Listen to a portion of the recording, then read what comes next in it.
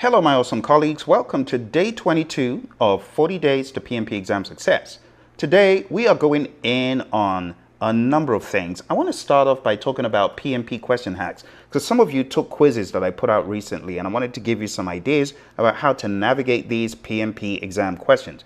The first tip is truly understand the sequence of the activities that the question involves. For example, you got to know that develop schedule comes before control schedule, so that when the question is described, you know what came before. So you need to consider what should really come first. Secondly, consider what should have already been done. So it may not be an explicit process. It could just be something that should have been done. For example, continuous integration happens before you deploy, right? You integrate and then you deploy. You code and then you test. So use simple logic to deduce, oh, I should have already done this as a developer or as a project manager. Consider what you do not have the authority to do versus what you do. For example, if the project is obsolete, you cannot say, I'm going to close the project. No, that's not your job. You've got to escalate that awareness, that knowledge. If a product or service is no longer viable, if the entire project is no longer viable, you got to escalate that so people who are at the right level can handle that. Consider if the option is truth. Ask yourself, ask for permission from senior management in the world of Agile when you're working on iteration plans? Of course not. Is it something we do in predictive? In predictive, do you give the team free rein to pull the work to themselves as they will? Probably not. You use things like assignment matrices and so on. Consider the process group or knowledge area that is most affected by the condition explained in the question. So that's number 5. When you get questions and the focus is on scope or schedule or risk, make sure you are addressing those specific things. So if there's a problem with the schedule, don't go off and choose an option that has absolutely nothing to do with that has to do with the customer being happy. No, find something that will truly solve the problem for that knowledge area process group. Number 6, consider what actually does solve the real problem without being presumptuous. Move the problem forward. So what I mean by this is an example of someone working on a project and there's a delay. You don't know what is causing that delay. So to say crash the project or fast track the project is being presumptuous. You don't know. So the better option would be to analyze the current situation and follow the recommended change control procedures. That will be better because you don't know what is causing that delay. Number 7, recall the specific knowledge and definition as much as possible. So there are some questions, newsflash, hey, there are some questions that if you don't have the knowledge, there is no way. If you don't remember, there's no way. I've been in the exam, sitting down, trying to remember this concept, this definition, and honestly, I didn't remember and I didn't get the answer right because I spaced out. I was not able to channel those definitions. So my recommendation for this is truly go through the glossary in the Agile Practice Guide, in the PMBOK Guide, even the index. Make sure that if you see anything that looks strange, you close those gaps. Number 8, pay attention to the redundancy trick used by sleazy question writers. They mention something that is already in the question, but in a different language or expression as an option. For example, you're a project manager on a project and you just got done with qualitative risk analysis. What should you do next? A, categorize the risks. B, prioritize the risk. C, score the risks. D, perform a calculation to find the expected monetary value. Well, the answer is not A, B, or C. It's D. It is the expected monetary value that comes next. Why? Because you have already done qualitative risk analysis, which included categorization, prioritization, and scoring. So you always need to be thinking ahead, not where you have just done something, all right? That's the redundancy trick. They use it all the time. Something you've already done or are doing is talked about as an option. No, don't fall into that trap. Number 9. Always solve the immediate problem the question addresses, not 1-2 streets away. So if the question is talking about a problem here with an impediment, don't go off solving a problem with schedule that doesn't have to do specifically with that impediment. Number 10, deduce the sequences for change, risk, issue, closure, agile, predictive decisions, and impediments. There are so many steps in all these things. I would recommend look out for my videos, the data flow videos, where I cover step by step what should happen. Because when you're closing down, for example, you wouldn't release your resources, your team, before you finish compiling all those lessons and extracting them.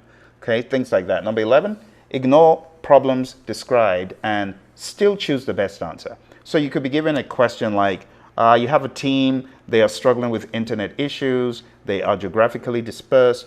What is the best way of handling their disbursement? Well, the best answer is still going to be something to do with virtual teams. For example, the fishbowl window concept. So you wouldn't say, oh, they're having internet issues, so I'm not, no. What other option do you have? You don't have any other option. So ignore any problems that are described, such as, well, teams having internet issues. When the question says, what is the best thing to use to manage a geographically dispersed team, you got to ignore what they're saying about problems, internet issues, and so on. All right, number 12. Watch out for word swaps and exchanging keywords in an answer. So you could read a question, and the question says, a vendor has sent in a claim because blah, blah, blah, blah. What should you do? And the answer has, look for proof that you paid the seller versus look for the claim that the vendor sent. No, you're not looking for the claim. The claim's right there. What you're looking for is proof that you paid the seller. You see, so they swap words on you that make options totally incorrect. Okay, now I hope you found value from that. Don't forget to hit like, subscribe, share with your friends. And before you go, we need to get scope done. All right. So I'll just remind you, if you're struggling and you need a tune up, you need to go on down to hpmexam.com because we've got a ton of value to offer you in this program through 60 days of access to our learning system, 3 mock exams, and many smaller mock exams, all sorts of great stuff for you. All right. But let's jump into scope for today.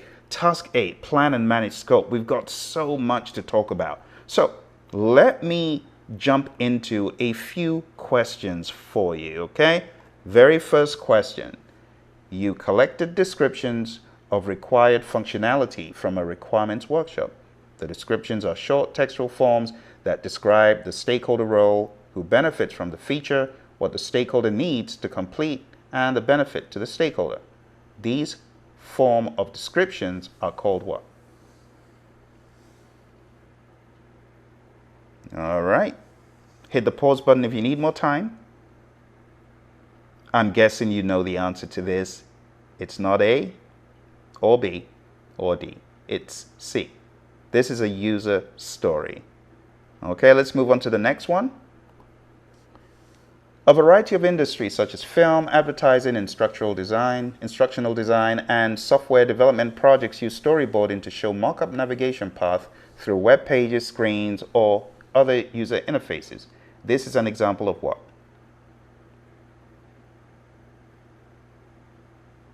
All right, the best answer that I was looking for is the least obvious, or I should say, so obvious that it almost looks like it can't be that.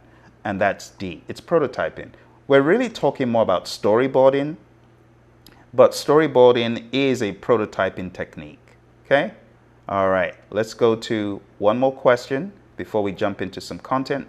So you are a project manager. You were facing difficulty collecting requirements for a particular activity since the person doing it is either reluctant or unable to articulate the details. Hence, you assigned one of your team members to perform that person's job or tasks to carry out processes to experience how it is done to uncover hidden requirements. This is an example of what?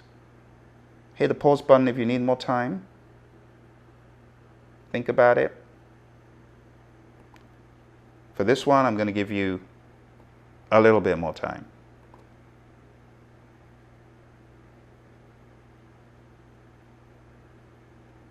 And I'll actually give you a clue. You can find the answer to this in your PMP guide.